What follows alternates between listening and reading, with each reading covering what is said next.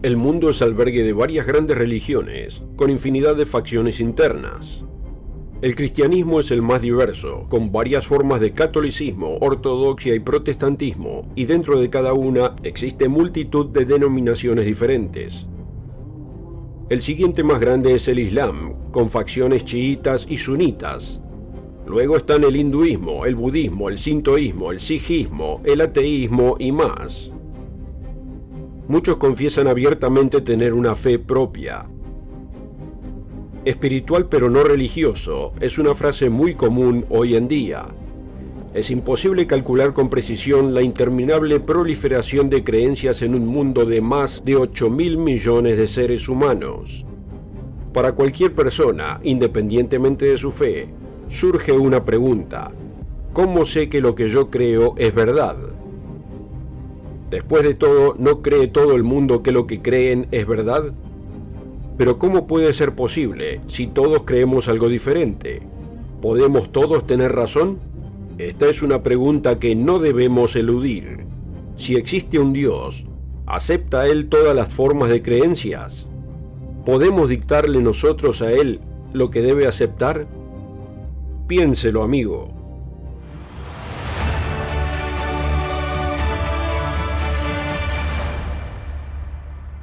Una cálida bienvenida a todos desde el mundo de mañana, donde hoy le hago y respondo la pregunta: ¿cómo puede saber que lo que usted cree sobre Dios es cierto? Piénselo, amigo. ¿Desea usted llegar al final de su vida solo para descubrir que estaba equivocado sobre el propósito mismo de su existencia? Aunque ese debe ser el caso de la inmensa mayoría de los que han vivido. ¿A qué otra conclusión podemos llegar al observar las ideas diversas y contradictorias de todas las religiones, grandes, pequeñas e inciertas, que existen? Algunos dicen que todos los caminos llevan al cielo, pero ¿alguna vez ha aplicado esa lógica a Detroit, Londres o Pekín? Y piense, no todas las religiones están de acuerdo en cuál es el destino final, ni en qué hay que hacer para llegar ahí. La lógica pura nos dice que esto es un disparate. Así que, ¿qué le hace pensar que usted tiene la respuesta? Yo me he hecho la misma pregunta, y francamente me maravilla lo fácil que es averiguarlo. Aunque hay dos obstáculos que superar de entrada. Número 1, estar dispuesto a afrontar la pregunta con sinceridad. Y número 2, ¿por dónde empiezo para encontrar la respuesta? Seamos honestos. A nadie nos gusta admitir que nos equivocamos. Los cristianos creen que la verdad está en el cristianismo, pero tanto católicos como protestantes creen que su fe es la correcta. Los musulmanes creen que el Islam es la verdad. Los hindúes creen que es el hinduismo, y los ateos rechazan la idea de un Dios. Entonces, sea cual sea su creencia, ¿qué le hace a usted tener la razón y no a los demás? ¿Ha tomado la cuestión con seriedad y objetividad y se lo ha comprobado?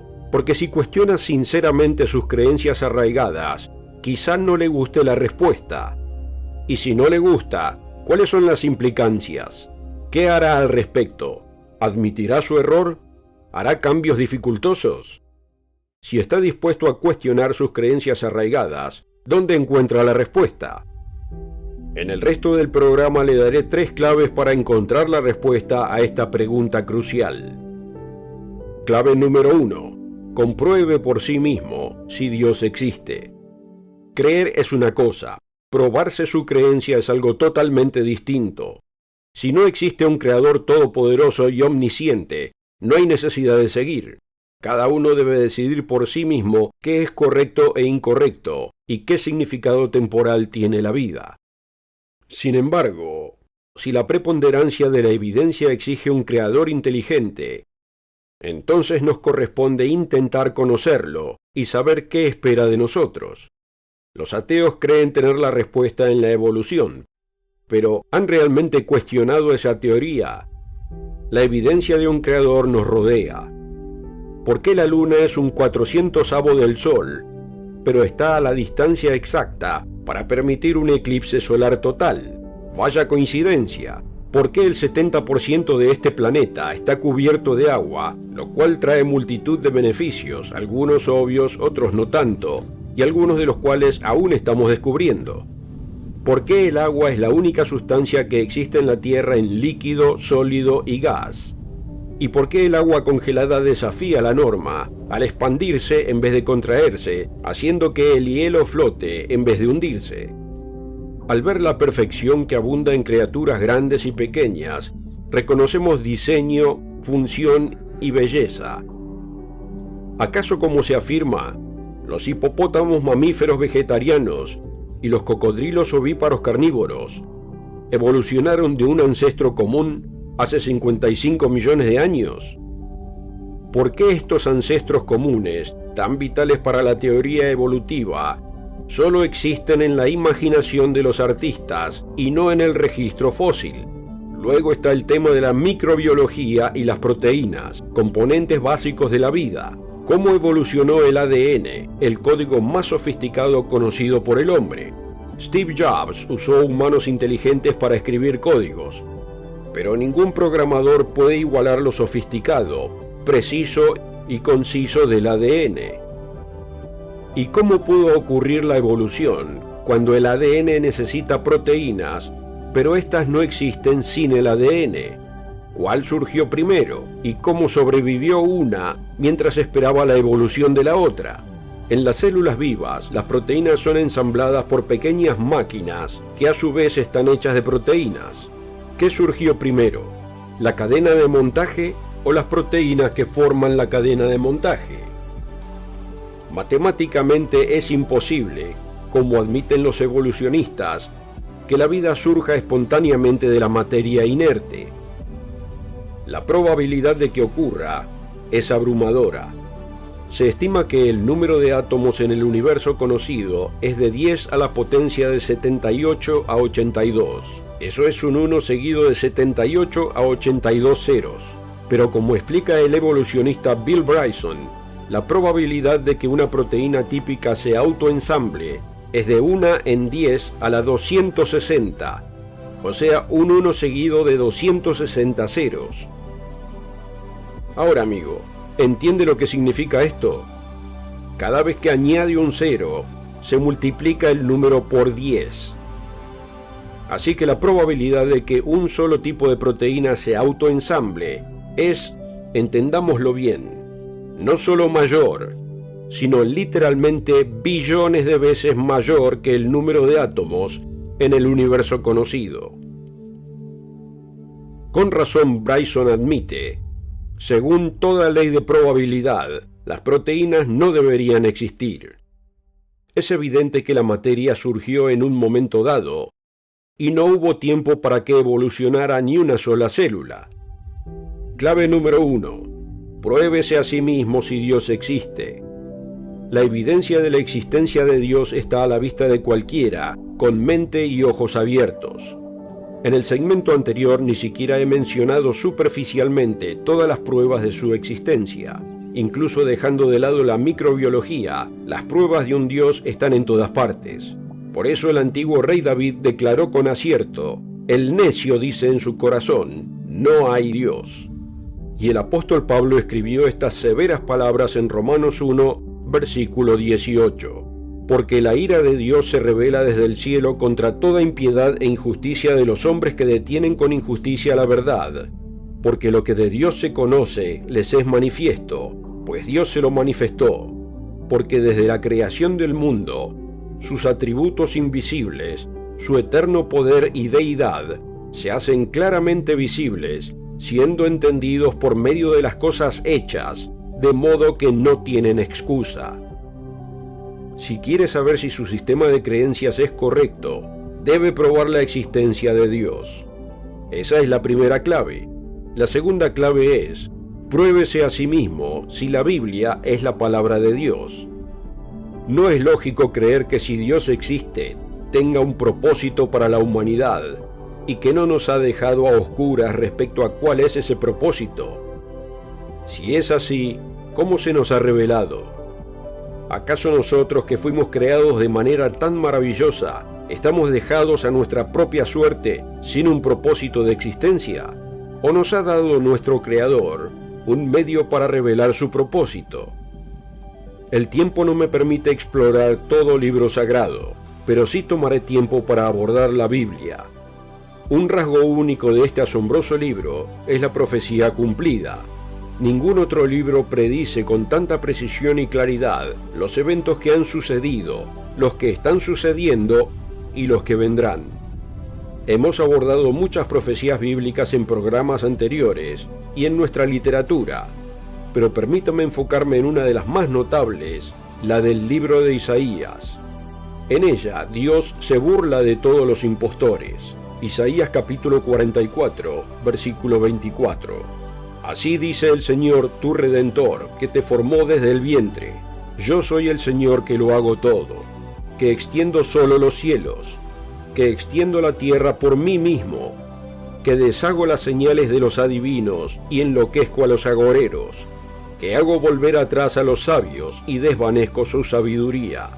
Luego Dios proyecta hacia el futuro, después de la caída de Jerusalén y la destrucción del templo, hasta el momento en que Jerusalén y el templo serían reconstruidos. Dios entonces nombra al rey gentil, quien liberará a los judíos para que regresen a Jerusalén y reconstruyan el templo, y lo hace con 200 años de anticipación. Yo soy quien confirma la palabra de su siervo y cumple el plan de sus mensajeros. Soy quien dice a Jerusalén, serás habitada, y a las ciudades de Judá serán reedificadas. Yo levantaré sus ruinas. Soy quien dice de Ciro, él es mi pastor, él cumplirá todo mi deseo, al decir de Jerusalén, sea edificada, y del templo, sean puestos tus cimientos. El relato continúa en el siguiente capítulo, explicando que Ciro sometería a naciones y se enriquecería enormemente mediante sus conquistas, algo que la historia respalda. Yo te daré los tesoros de la oscuridad, las riquezas de los lugares secretos, para que sepas que yo soy el Señor Dios de Israel, que te llama por nombre, a causa de mi siervo Jacob, y de Israel mi escogido. Yo te llamo por tu nombre. Te doy un título de honor, aunque tú no me conoces. Sí, por medio del profeta Isaías, Dios llamó a Ciro por su nombre, y declaró lo que haría, mucho antes que naciera.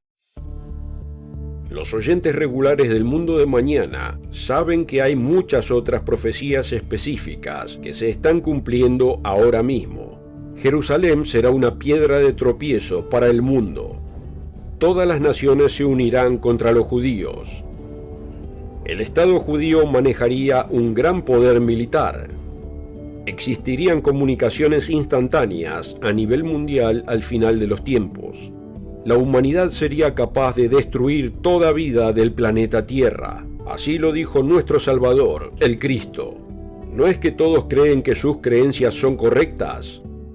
Pero ¿cómo puede ser que todos tengan razón cuando hay tantas ideas diferentes sobre Dios y la religión en el mundo? Existe la verdad objetiva, y de ser así, ¿cómo puede saber que usted tiene esa verdad? Hasta ahora le he dado 2 de las 3 claves necesarias para responder a esta pregunta. Clave número 1. Pruébese a sí mismo si Dios existe. Clave número 2. Pruébese a sí mismo si la Biblia es la palabra de Dios. Estas 2 claves preparan el camino para la tercera clave vital, que puede darle la certeza de que tiene la verdad, algo que elude a gran parte de la humanidad. Clave número 3. Pruébese con la Biblia lo que Jesús enseñó y cómo vivió. A primera vista la mayoría de la gente cree saberlo, pero ¿es así? El difunto doctor Roderick Meredith preguntó, si Jesús de Nazaret regresara hoy a la tierra, ¿reconocería la religión que usa su nombre? ¿Se sorprendería al descubrir que sus supuestos seguidores creen doctrinas totalmente contrarias a las que él enseñó? Observan días de culto y costumbres diferentes. Y lo más importante, tienen un concepto totalmente distinto de Dios y de su propósito que el de Jesús y los apóstoles originales. Al comparar el cristianismo moderno, vemos una religión que en muchos aspectos difiere de la de Jesús, sus apóstoles y la Iglesia de Dios primitiva. No es extraño que Jesús presentara el cristianismo falso como su primera señal de los tiempos del fin. Mateo 24, versículos 4 y 5. Respondiendo Jesús les dijo: Mirad que nadie os engañe, porque vendrán muchos en mi nombre, o sea, diciendo que lo representan, diciendo yo soy el Cristo, o sea, admitiendo que es el Cristo, y a muchos engañarán. Jesús desafió a la gente incluso en su época. Lucas 6:46. ¿Por qué me llamáis Señor, Señor, y no hacéis lo que yo digo? Sí, la gente llama a Jesús Señor o Maestro, pero ¿realmente hacen lo que Él enseñó? ¿O razonan esquivando enunciados claros, como este del Sermón del Monte, en Mateo 5, versículos 17 y 18? No penséis que he venido para abrogar la ley o los profetas. No he venido para abrogar, sino para cumplir. Porque de cierto os digo que hasta que pasen el cielo y la tierra, ni una jota ni una tilde pasará de la ley, hasta que todo se haya cumplido. Dado que el tiempo es limitado, permítame plantear algunas preguntas serias para los serios estudiantes bíblicos. ¿Por qué quienes dicen ser cristianos no observan el mismo sábado que Jesús y sus apóstoles? Está registrado 3 veces que Jesús es el Señor del sábado. Entonces, ¿por qué la gente llama al domingo el día del Señor, cuando la Biblia nunca lo hace? ¿Por qué se celebra el nacimiento de Cristo en el día del dios Sol Mitra? ¿Por qué se asocia el nombre de Ishtar, diosa pagana de la fertilidad, a una festividad cristiana tan sagrada? ¿Por qué se celebra la Pascua con símbolos de fertilidad como huevos y conejos, algo totalmente ausente en el Nuevo Testamento? ¿Por qué se sustituyen las fiestas que Jesús y sus apóstoles celebraron por festividades de origen pagano? El hecho de haber creído en algo desde pequeños no lo convierte en verdad. Supongo que si usted ve el mundo de mañana, cree en alguna forma de cristianismo. Probablemente solo un pequeño porcentaje de nuestra audiencia se identifique como no cristiano. Por eso me he concentrado en el Dios de la Biblia. Sin embargo, eso no invalida mis 2 primeras claves para saber si lo que usted cree es cierto. Usted debe, clave número 1, comprobar por sí mismo si Dios existe. Clave número 2, comprobar por sí mismo si la Biblia es realmente la palabra de Dios. Pero cuando llegamos a la clave número 3, para alguien que se cree cristiano, se vuelven sensibles y defensivos. El orgullo se interpone. La mayoría prefiere creer que sus creencias arraigadas son correctas antes de admitir el error y cambiar. Pero se da cuenta de que Dios nos dice que Satanás ha engañado al mundo entero, y el cristianismo, la religión más diversa del mundo, es la creencia más grande del mundo. Según una fuente, es estimado que el cristianismo convencional tiene más de 2.630 millones de seguidores a finales del 2024. ¿A qué forma de cristianismo se suscribe usted? Con tanta diversidad en la más grande de todas las religiones, ¿cómo pueden todas tener razón? Le sorprendería saber que según muchos eruditos, muy pocas personas hoy en día siguen al fundador del cristianismo. El respetado erudito protestante Jesse Lehman Harburg señala que el cristianismo no tardó mucho en tomar un giro equivocado. Dice, durante 50 años después de San Pablo, una cortina cuelga sobre la iglesia, a través de la cual intentamos en vano mirar, y cuando por fin se levanta alrededor del 120 después de Cristo, con los escritos de los primeros padres de la iglesia, vemos una iglesia en muchos aspectos muy diferente de la de los días de San Pedro y San Pablo. Más concretamente, el filósofo y teólogo Søren Kierkegaard escribió: el cristianismo del Nuevo Testamento simplemente no existe. Lo que hay que hacer es arrojar luz sobre una ofensa criminal contra el cristianismo, prolongada a lo largo de los siglos, perpetrada por millones con más o menos culpabilidad, mediante la cual astutamente, bajo el pretexto de perfeccionar el cristianismo, han buscado poco a poco engañar a Dios y han logrado hacer del cristianismo exactamente lo opuesto de lo que es en el Nuevo Testamento. Y como explica el reconocido historiador Will Durant, el cristianismo no destruyó al paganismo, lo adoptó. La clave número 3 es: pruebe con la Biblia lo que Jesús enseñó y cómo vivió. Toda denominación del cristianismo piensa que tiene la verdad. Pero el apóstol Juan dijo en 1 de Juan 2, versículo 4, el que dice yo le conozco y no guarda sus mandamientos, el tal es mentiroso y la verdad no está en él. Pero el que guarda su palabra, en este verdaderamente el amor de Dios se ha perfeccionado. Por esto sabemos que estamos en él. El que dice que permanece en él, debe andar como él anduvo. ¿Está usted, amigo, siguiendo los pasos de Jesús? ¿Está seguro? Espero que este video haya sido útil. Si lo encontró útil y quiere aprender más, asegúrese de pedir el folleto titulado La Biblia, Realidad o Ficción, en el enlace de la descripción o en elmundodemañana.org. Aquí en El Mundo de Mañana queremos ayudarlo a entender su mundo a través de las páginas de la Biblia. Dele me gusta, suscríbase y haga clic en la campanita para no perderse otro video. Gracias por seguirnos. Hasta la próxima.